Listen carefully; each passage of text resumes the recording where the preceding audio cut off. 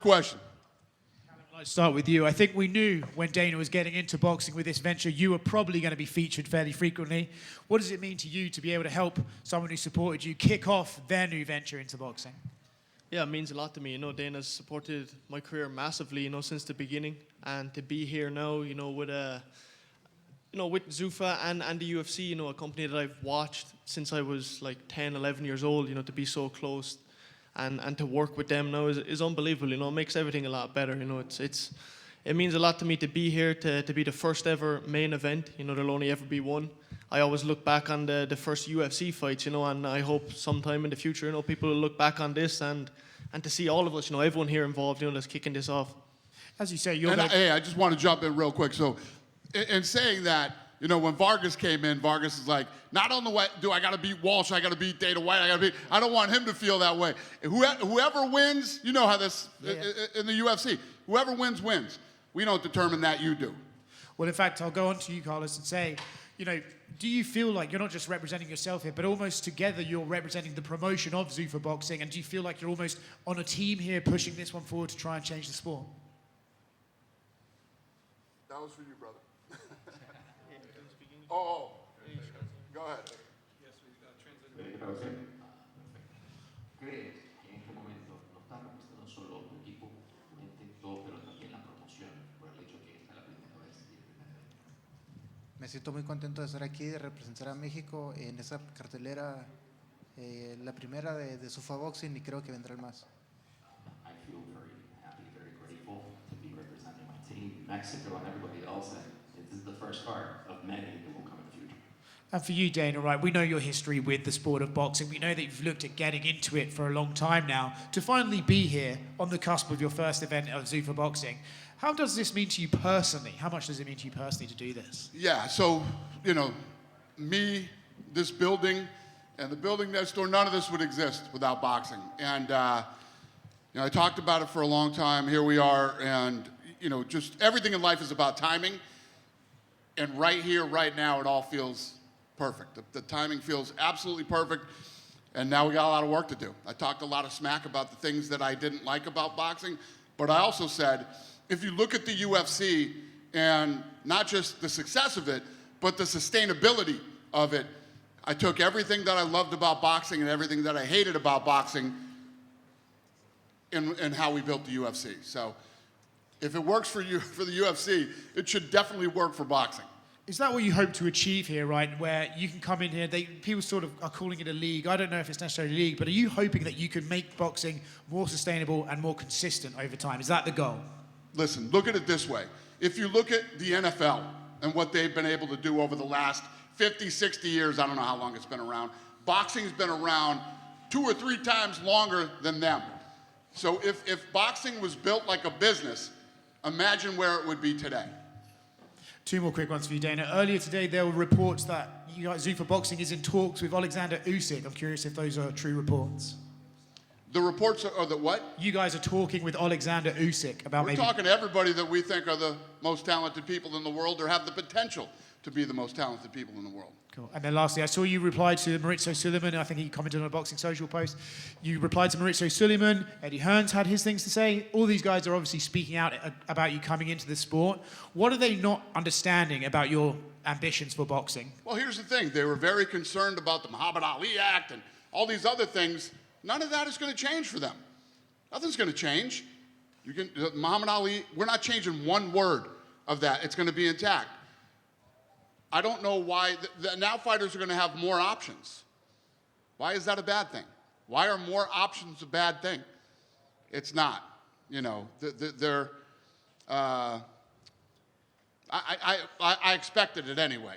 So, and I don't listen to fucking Oscar De La Hoya anyway. Anybody who listens to him's out of their fucking minds, so I don't worry about him. Question for the rest of the card. I'll start with Julian and we can work our way down. We spoke with the undercard fighters earlier today, and a lot of them were very excited about the prospect of fighting at Zuffa Boxing, and the biggest thing they said was the activity they could have. They thought they could fight 4 or 5 times a year, as opposed to when they make it big in boxing, it's maybe once a year. So starting with Julian, I guess, thoughts on the promotion as a whole, and what are you most excited about with Zuffa Boxing?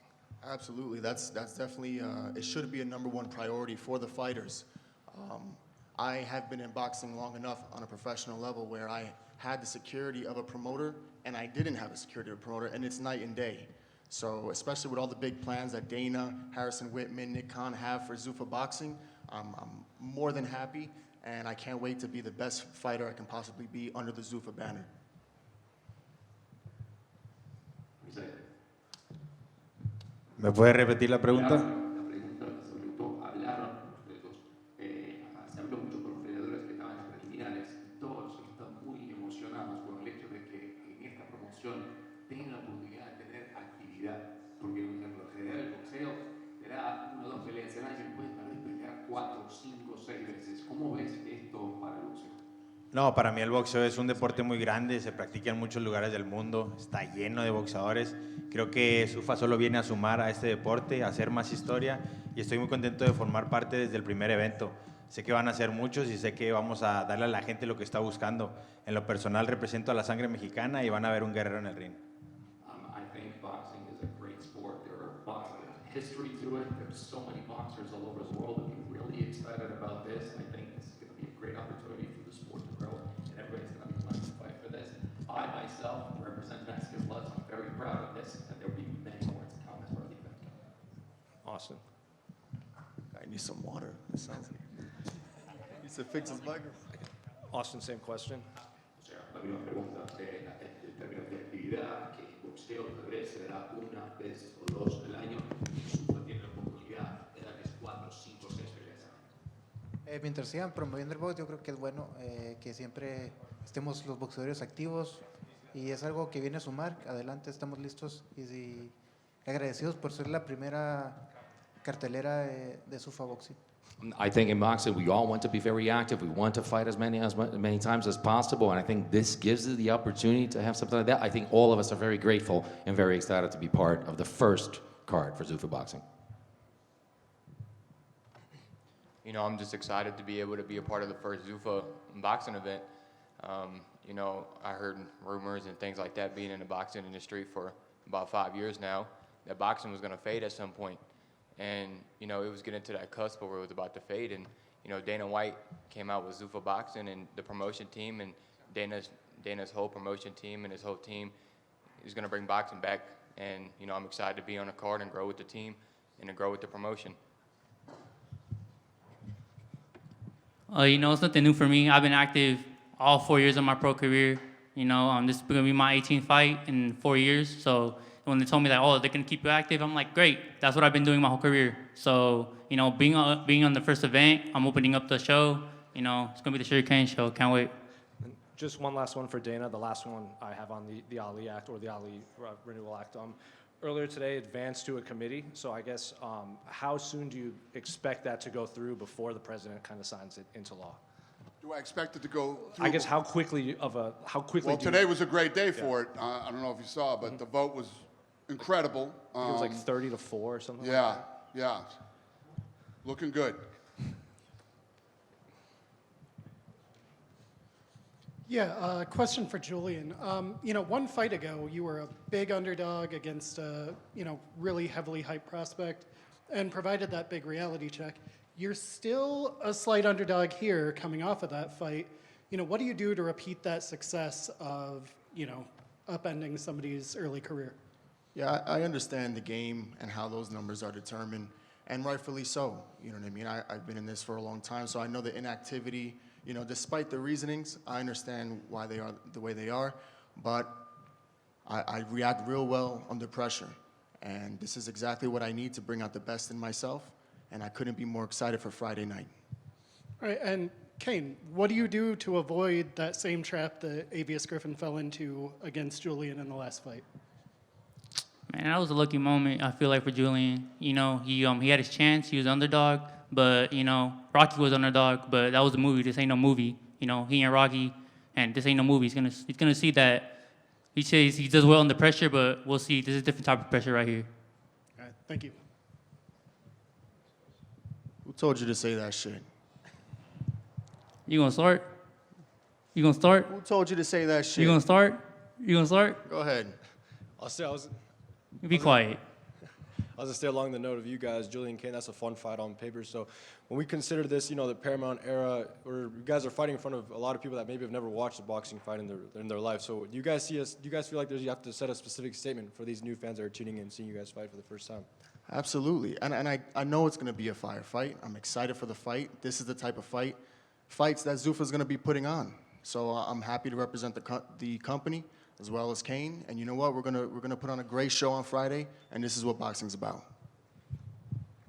Bro, you could quit all that. You're happy for this shit, bro. I'm gonna whoop your ass on Friday, and you know that.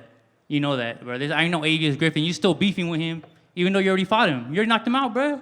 You have to worry about me on Friday. I'm flattered you keep your eyes on me like that, but it's all right. We saw everything we had to see in camp. Don't worry. You saw what? You saw what?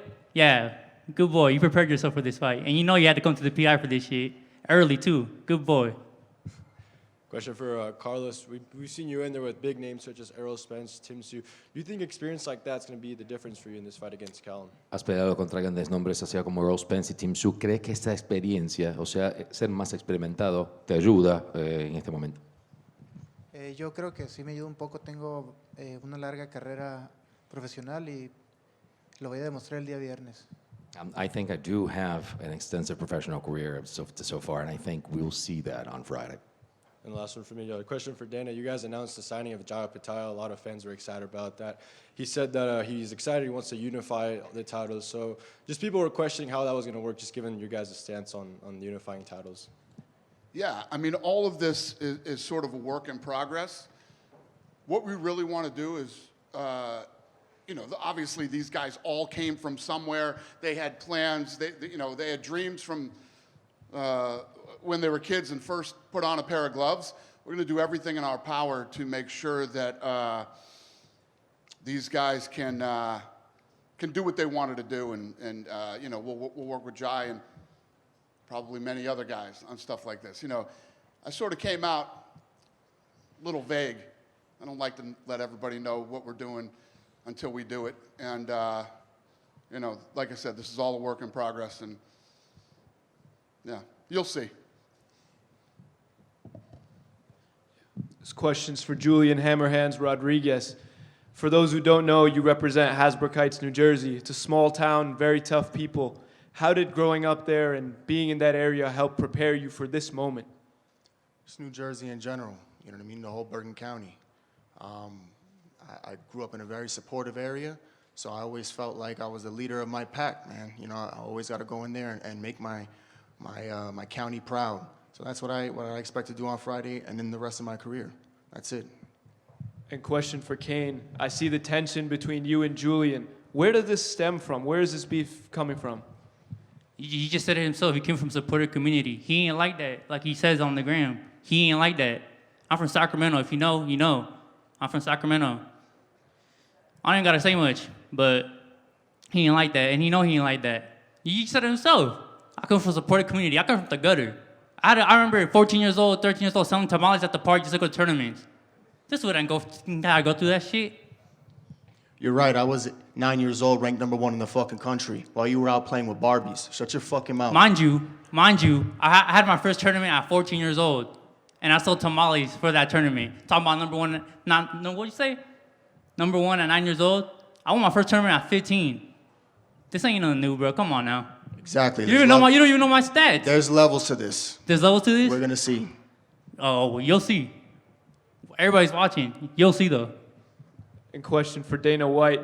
Zuffa Boxing, you got your first big card on Friday. Where is Zuffa Boxing in 1 year? In 1 year? Yeah, I mean, we're going to, in 1 year, you'll see the difference in the, we have a whole new production team coming in. So when we did the Canelo Crawford fight, the UFC team did that. We're building a whole new team as far as production goes. Again, that will all be a work in progress over the next year. We'll start signing more talent.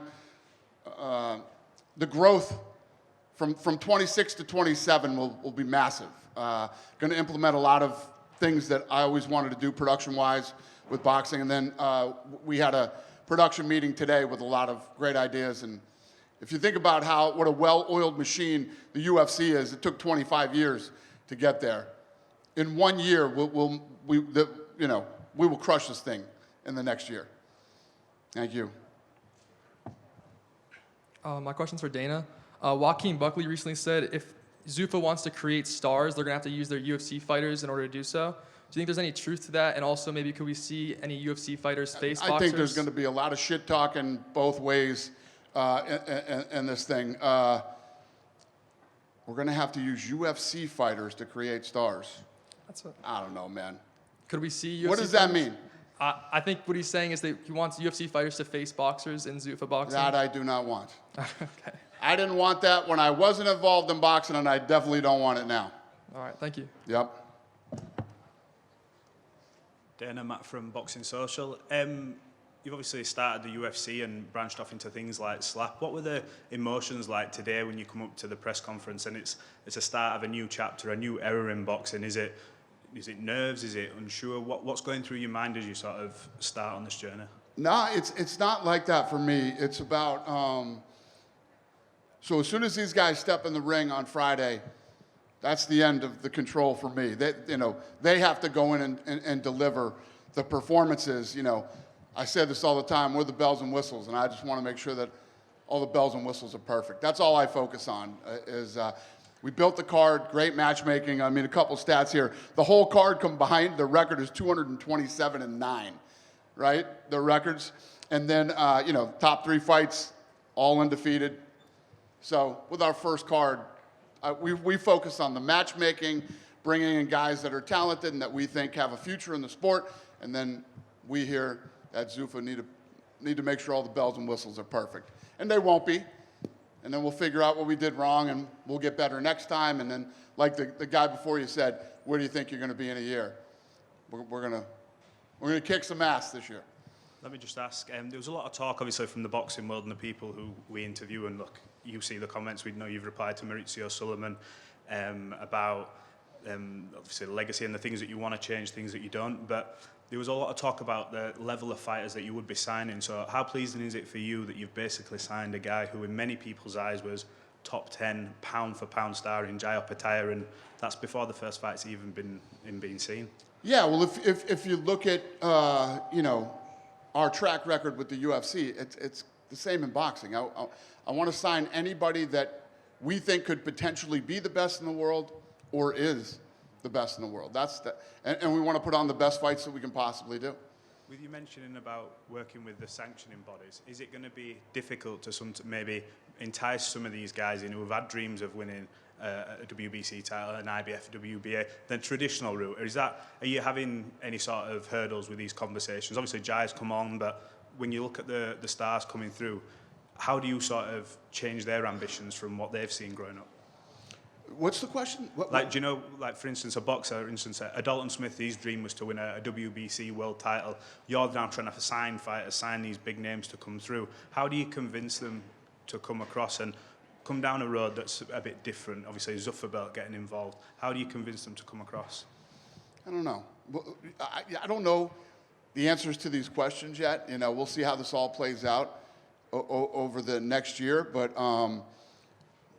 I always just put my head down, we do what we do, and we just keep grinding until, I don't know, we'll see where we end up and how this all plays out. I don't know. I'll let our work over the next year speak for itself. Thank you. Yeah.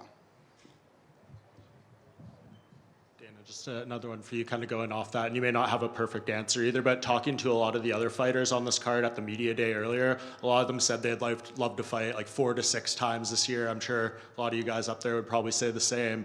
What is a manageable roster size, given the ambitions of all these guys wanting to compete that often and trying to build up the names you already have signed? There's Nothing that I like to hear more than guys want to fight multiple times a year. It's one of my big problems with boxing is they'll come in and they'll put on a fight and they'll come back for another year. So in our style and the way that we build the businesses, the more active you are, the more money you make. The more active you are, more people know who you are, more people are interested in seeing you fight, and the faster you climb up the ladder and possibly fight for a world title. So I love it. As far as roster size, you know, we have a number of fights that we're going to do this year, but if everybody's that ambitious and wants to fight, then we'll do more fights. I love fights, so as many times as we can fight a year, I'm in. Who knows? Maybe by the end of this year, we're doing as many fights in boxing as we are in UFC. Then it's a perfect weekend. We either go Friday or Sunday with boxing, and UFC's on Saturday.